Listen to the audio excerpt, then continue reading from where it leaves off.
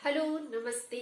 मैं नीतू अपने चैनल पर आप सभी का स्वागत करती हूँ। जैसा कि पहले वीडियो में मैंने आपको बताया था कि अगर आप अपने बच्चे को कम उम्र में ही सफल होता देखना चाहते हैं तो सबसे पहले बच्चे की जो दिनचर्या है, जो उसका नियमित टाइम टेबल है, उस पर आपके बच्चे को आपको उसको अमल करवाना होगा, उस पर बच्चे को चलाना होगा। तो चलिए वो दैनिक दिनचर्या क्या होनी चाहिए मैं आपको बताती हूँ। सबसे पहले मॉर्निंग टाइम।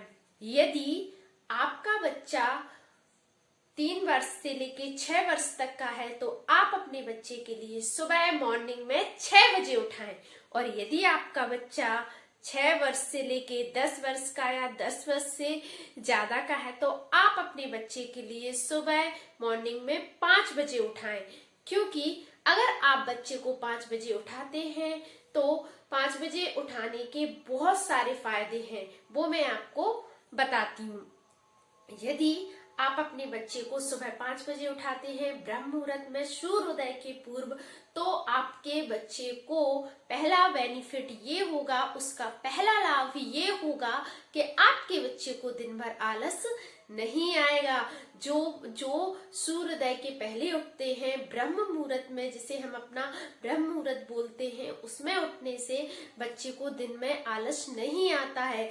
और सुबह जल्दी उठने से बच्चे का जो शरीर है, और बच्चों का क्या बड़ों का भी शरीर, वो हमेशा बढ़िया फुर्तीला ताजगी सा महसूस करता है। तो आप अपने बच्चे को सुबह मॉर्निंग में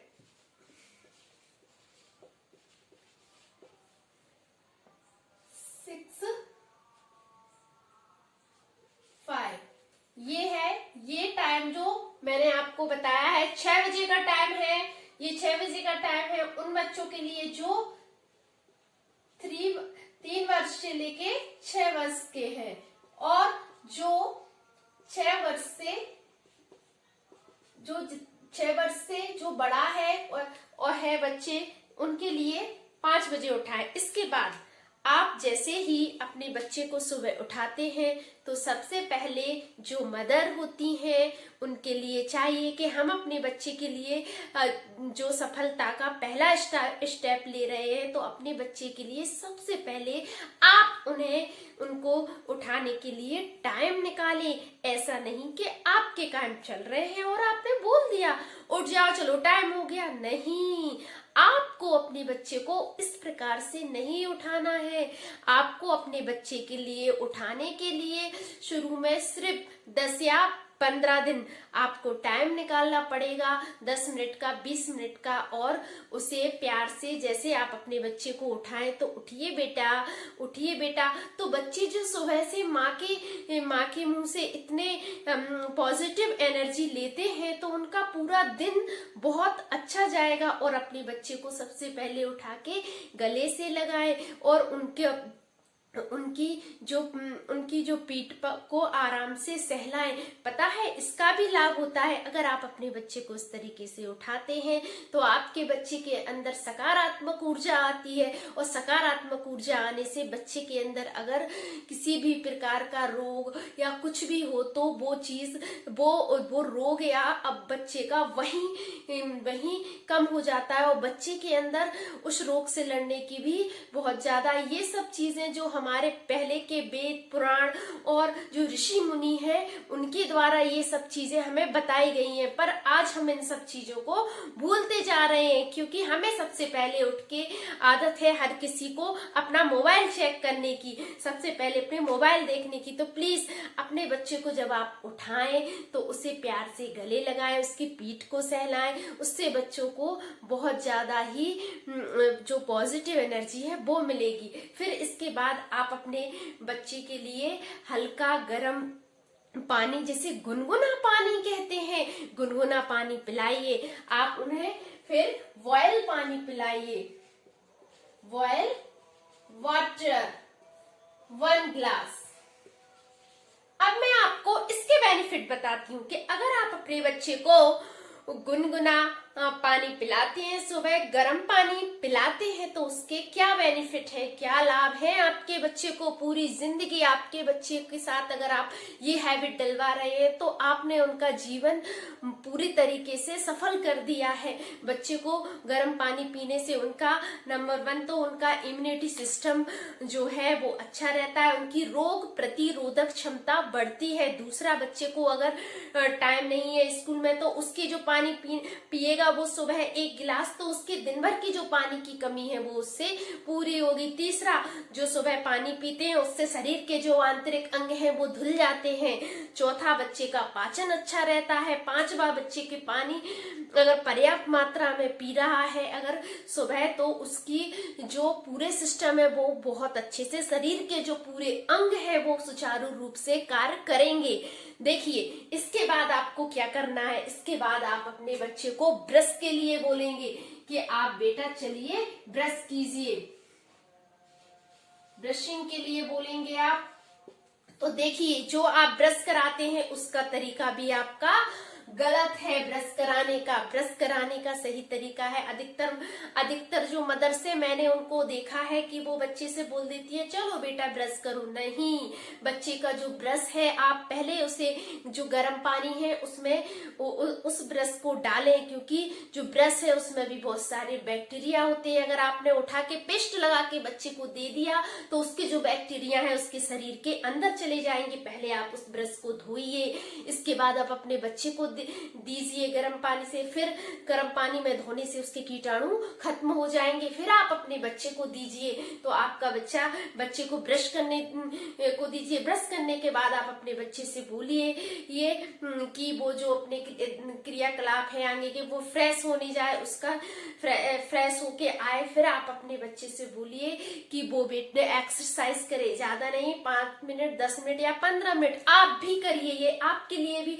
सेहतमंद होगा। आप बच्चे को सिखाते या बच्चे को सही आदत डलवाते आप भी, आज के समय में कोई भी बदलना नहीं चाहता है। अगर हम अपने आप को बदल दें और जो सही जो वास्तविक चीजें हैं जिनसे कि हमारा जो जीवन बहुत अच्छे चलने वाले हैं, जिन्हें हम अच्छी आदतें कहते हैं, अगर ये अच्छी आदतें हमने अपने आप में अपना ली तो हमारा जीवन ऑटोमेटिक ही सुधर जाएगा। तो बच्चे से बोलिए कि एक्सरसाइज कीजिए, आप उन्हें एक्सरसाइज कराइए और उतनी एक्सरसाइज कराएं कि शरीर से थोड़ा पसीना आ जाए, तो जो शरीर के जो सभी अंग है वो अच्छे से उनका वर्कआउट होगा। इसके बाद आप अपने बच्चे के लिए जो दूध दें, जो बच्चे दूध पीते हैं और जो बच्चे चाय पीते हो तो मैं उनके लिए भी बताती हूँ। चाय जो अपने शरीर के लिए है वो बहुत नुकसानदायक है। जहां तक हो सके आप अपने बच्चों के लिए चाय के लिए मना करें। इसके बाद अगर आप उन्हें चाय देते हैं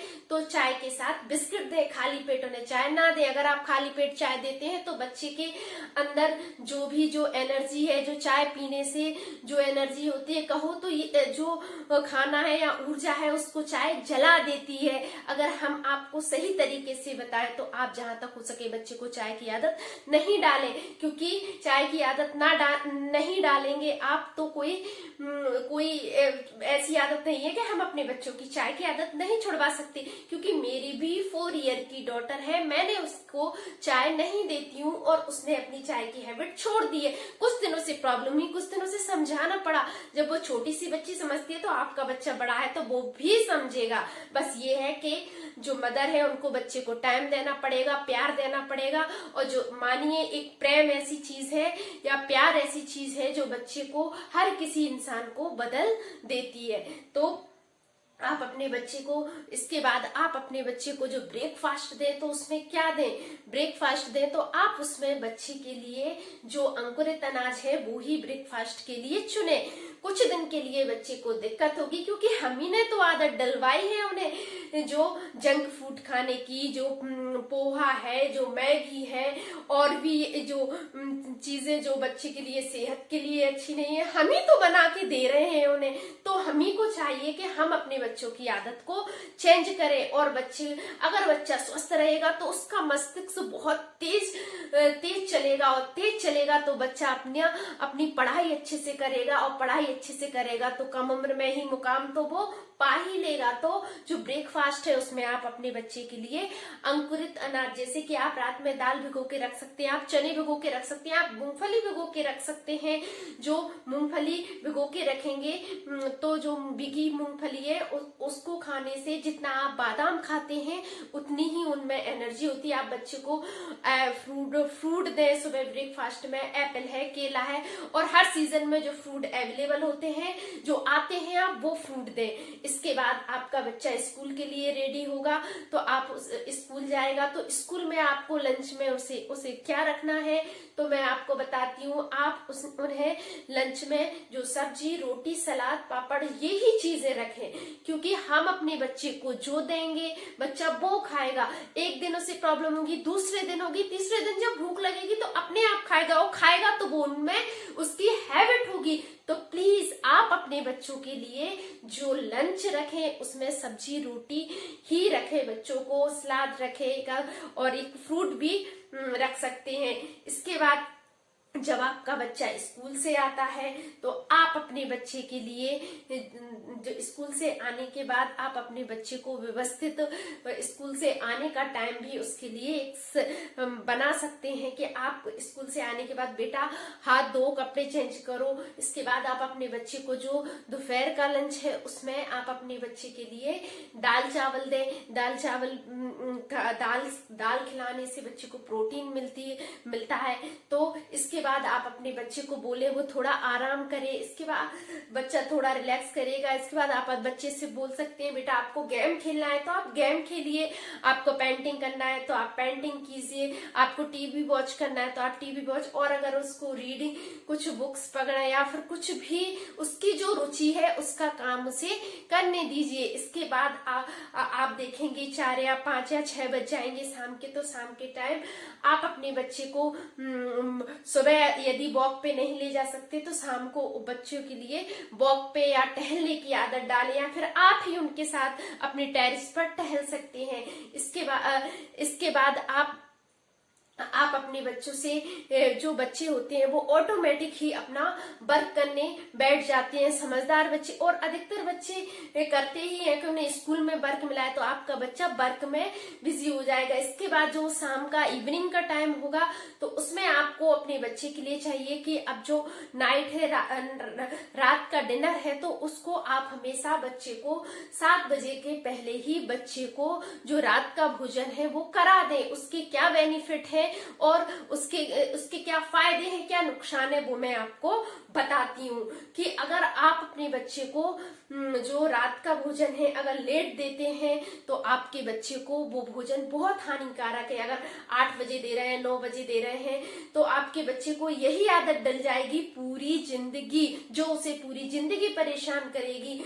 क्योंकि लेट खाना खाने से बच्चे का जो डाइजेशन है, जो पाचन है, वो सही तरीके से नहीं हो पाएगा। और अधिकतर बीमारियां बच्चों में हो या बड़ों में हो वो होती हैं शरीर का पाचन अच्छा ना होने से। तो आप अपने बच्चे को 7 बजे के पहले खाना खिलाएं, और खाना खाने के पहले ही आपको पता है कि अब आप अपने बच्चे के लिए खाना देने वाली हैं, रात का भोजन देने, तो उसके 1 घंटे पहले ही बच्चे को पानी पीने के लिए बोले या पानी दें। और हमेशा ध्यान रखें आपसे कि आप अपने बच्चे को ये आदत भी डलवाएं। ये बहुत जरूरी आदत है कि बच्चा खाना खाते समय कभी भी पानी ना पिए, क्योंकि खाना खाते समय हमारी जो ग्रास नली है उससे पाचक एंजाइम निकलते हैं, वो हम पानी पी लेते हैं तो वो पाचक एंजाइम निकलना बंद हो जाते हैं जो कि भोजन को पचाते हैं। और बच्चे को खाना खाते टाइम भी पानी ना दें, और खाना खाने के बाद एक आध उसने घूंट पी लिया कि पीने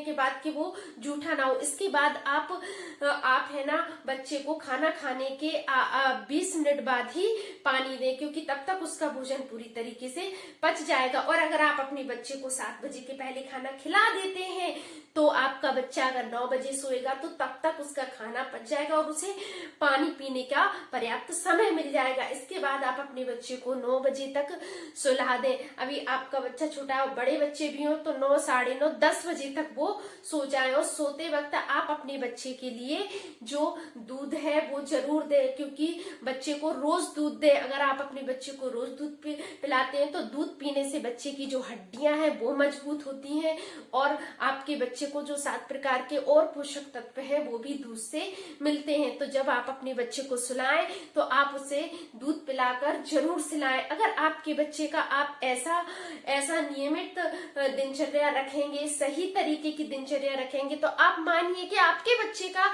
जो मन है, मस्तिष्क है, वो बहुत शांत रहेगा, क्योंकि उसके सब काम टाइम पे हो जाएंगे।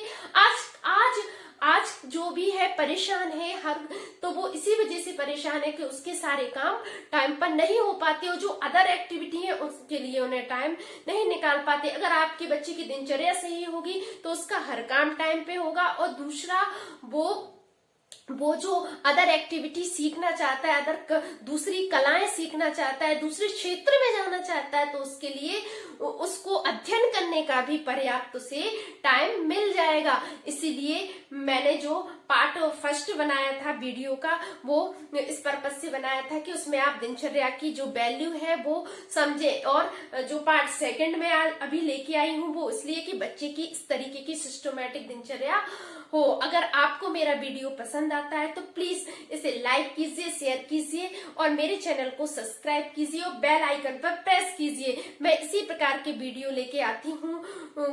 और आप एक बात हमेशा ध्यान रखना, अगर आप अभी अपने बच्चे की जो दिनचर्या है उस पर ध्यान रखेंगे तो आपका बच्चा बीमार नहीं पड़ेगा। क्योंकि जब आपका बच्चा बीमार पड़ जाता है तो बहुत से पेरेंट्स को कितना टाइम बच्चों को फिर देना पड़ता है, और कहीं हॉस्पिटल में कितना पैसा खर्च हो जाता है। तो इससे अच्छा है कि आप अपने बच्चे की दिनचर्या अच्छी रखें। अगर आप अपने बच्चे की दिनचर्या अच्छी रखते हो, आप उसके साथ साथ आपकी भी दिनचर्या अच्छी होगी, तो आपका बहुत सारा समय, पैसा और आपकी जो मानसिक टेंशन है वो कम होगी। यदि आपको मेरा वीडियो पसंद आता है तो इसे लाइक कीजिए, शेयर कीजिए और मेरे चैनल को सब्सक्राइब कीजिए। Thank you.